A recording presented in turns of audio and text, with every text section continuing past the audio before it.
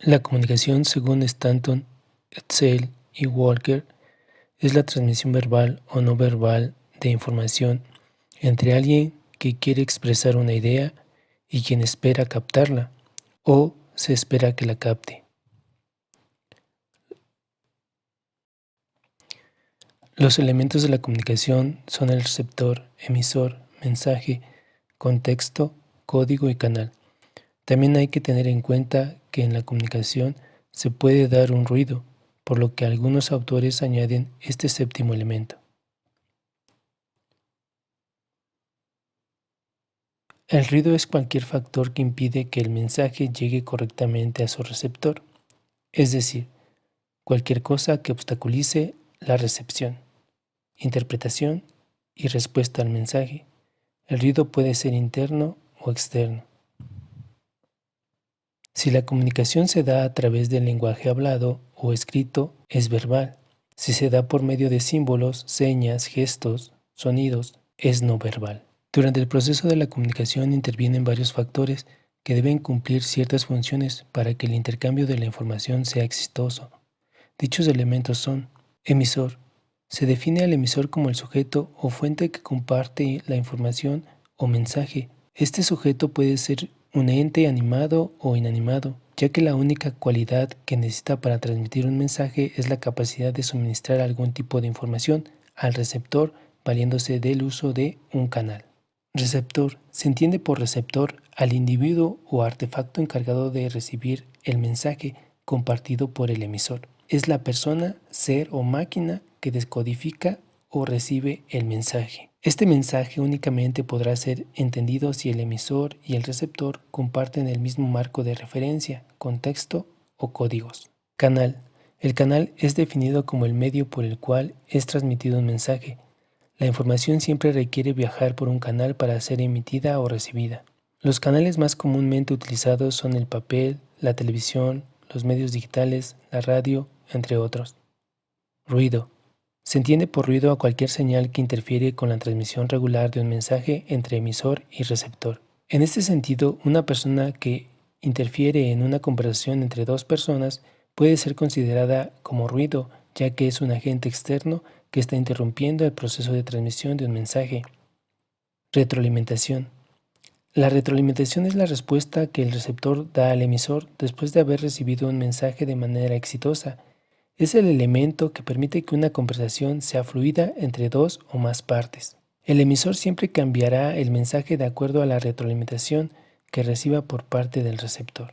Ahora veamos un ejemplo de elementos de la comunicación.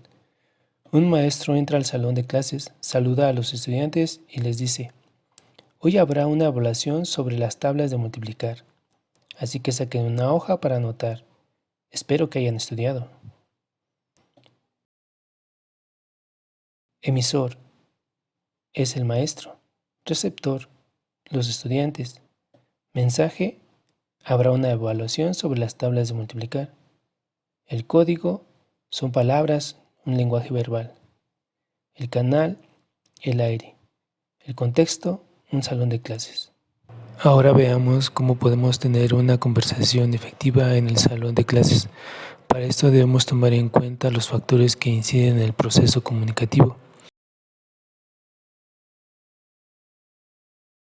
1. La reciprocidad. Se trata del acto de compartir intereses, ideas, información, emociones y sentimientos, estableciendo así un sistema interdependiente entre dos o más personas.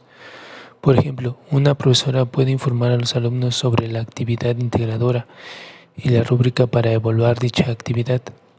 Por su parte, los estudiantes aceptan de manera positiva las indicaciones de su profesora. 2. El significado del contenido. El mensaje debe ser comprendido por los interlocutores con sus matices. Para ello es necesario que compartan los códigos lingüísticos, verbales y no verbales.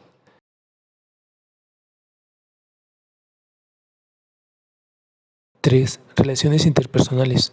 En este apartado, las relaciones positivas mejoran la comunicación porque permiten adoptar posturas de apertura mental e incluso de adhesión al interlocutor. Para lograr desarrollar este tipo de interacción en el aula, es necesario que docentes y estudiantes sean entre sí empáticos y asertivos.